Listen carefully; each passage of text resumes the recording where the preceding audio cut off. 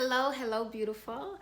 This is OKeba Anahata Ra, and I'm coming back with you with part two of our mini series on anger. And from part one, I'll just be looking down so that I don't forget anything in my notes. In part one, we defined anger, and we used the definition according to the American Psychological Association. We looked at anger in that first video from the perspective of spirituality as well as religion. And we focus mostly on the Judeo-Christian perspective in that. And so check out that video because we talk about the lawless ones, information that we get from some of the apocryphal texts, which speaks about the lawless ones and how they are tied in with that energy of anger, with the bloodshed and the violence and how all of that's drawn in there. Okay, so check out that video. I'll link it below. Now, here in this video, I want to speak more about the energetic and physical aspects of anger and what it can do to us. And if we have enough time in this video, we'll talk about some solutions. We'll talk about some things that we can do to minimize anger.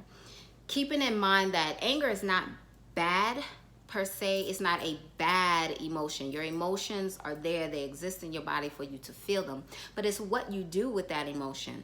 Anger can be positive in that it can also be often be the thing that fuels us to find solutions to problems. But what tends to be more of the problem is that we stay in that energy. We allow it to fester. And sometimes we don't find solutions to whatever may be making us angry, as well as sometimes we don't even know what's causing our anger. Long-term stress can sometimes create anger in the body that we're not sure. Remember Zuko? How many of you watch Avatar, right? Those who love Avatar. Zuko was like, I'm mad all the time and I don't know why, right? One of those kind of situations like that. And how many people do you know of who are just carrying around anger where they can go from 0 to 10, whereas they're probably really going from 7 to 10, you know, because they're carrying around anger on a normal basis. So we want to talk about it now from the energetic as well as from the physical level.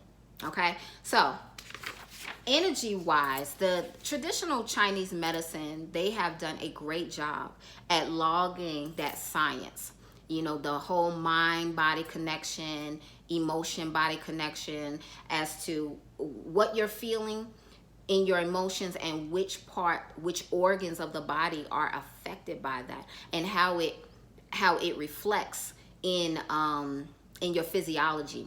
And they've done a very good job at treating those sorts of things. So for them, in Chinese medicine, traditional Chinese medicine, the liver and the spleen are associated with anger. And so if you went to them because you had issues with your liver or your spleen, but let's focus here on the liver aspect of it. If you went there for those issues, if they were addressing it from a holistic standpoint, they more than likely would give you some things, first of all, that would help to deal with your liver. However they would treat that, whether it's to cool it down, to cool you down. But then if they did some non-tangible medicine for you, they may advise that you get that exercise there, you deal with your anger, maybe you start meditating, maybe you do some qigong and you focus on liver movements, liver breaths to work specifically on that liver. So that's one aspect of it. I bring that in largely because I found it interesting that liver is also a major killer, or a major area in which in the African American community you find a lot of liver disease and a lot of things that are associated with the intestines and the liver. The liver filters the blood. The liver filters the blood. So you find actually it's very high problems with the liver, and in association with that blood filtration, you find it higher in the African American community. Let me say this. One of the reasons why I'm even talking about this is because this is addressed to anybody, but in the African American community, it seems that because of ongoing issues and problems, both from a pathological standpoint, just being real, as well as different oppression and violence that African Americans have dealt with in this country and in this culture. We carry a lot of stress. We carry a great deal of stress, and I do believe it is at the heart of most of our ailments and disease and early death and many of the negative things that as to why African Americans have a, many of our people are high on the list in terms of their ailments and their sickness and such, obesity, all of that ties. It has a link to that stress, the stress that we deal with from just living in environments that are in this environment that's very toxic, being that the toxicity comes from within the community. Yes, it does, as well as toxicity on the outside, as well as it gets played on and festered upon and encouraged for us to still remain in these toxic states. Not to go up too far, but sometimes these talk shows and, sometimes you just got to turn that stuff off. And that's one of the strategies. When I start talking about strategies, that's one of the strategies that I have to turn that stuff off sometimes, because it could be the thing that's causing you to be angry all the time. It could be the things that is raising your blood pressure. Okay. So anyway, going back to that traditional Chinese medicine, they link it with the liver. In regular, I'll just say Western medicine here, we find anger though and stress is associated with the heart and heart disease. And I find it interesting. It should be disturbing to us, really, that heart disease is not talked about enough. It's become the #1 killer in America, and among African Americans, it is top. Among Black women and Black men, heart disease is the #1 killer.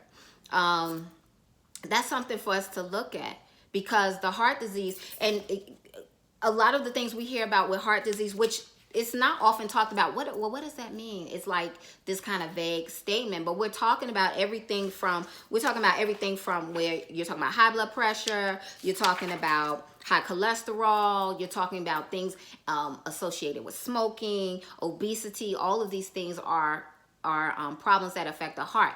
These are the issues that are often spoken about, but not so much, or at least from what I hear, listening to actual shows that will spend time talking about heart disease, I don't think it's mentioned enough. Just the regular stress that African Americans and that Black people deal with on a regular basis, and how we're not managing that stress well, how we're not managing that stress in a healthy way.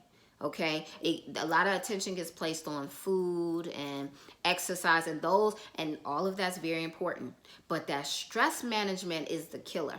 It's raising in the United States because as a nation, we are highly stressed out. We're becoming a highly stressed out people, highly stressed out nation. And so that heart disease is going up. Again, I'm tying it with anger because anger affects the heart. Okay, anger. Let me make it clear so we understand the connection here. What I'm speaking about, anger and how it affects the body. This is when anger is repressed, as well as when anger is expressed. Okay, repressed or expressed, it affects the heart.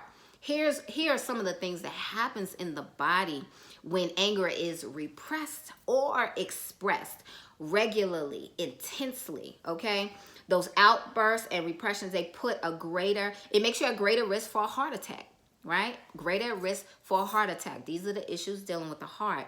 It increases your risk for stroke. It weakens your immune system. It damages your lungs. So those who are smoking and, all of that together, it weakens your lungs. And it shortens your lifespan. Overall. There are some other aspects of what it does when you have anger outbursts and when you're holding on to that anger. There are other things that it does in the body, but these are some key things that it does that right off the back are alarming. they're alarming.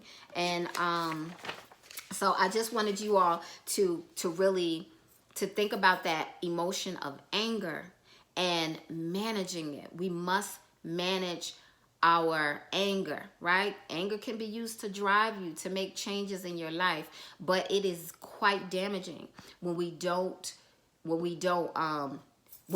dissipate it, when we don't have other ways to breathe and get it out of our system to the point where it doesn't overtake us. Okay, so that's it for now. I'll use part 3 of the video to talk about some strategies, some things that you can do, that we can do, to help keep one another healthy and protect our hearts and protect our lungs as we learn, right?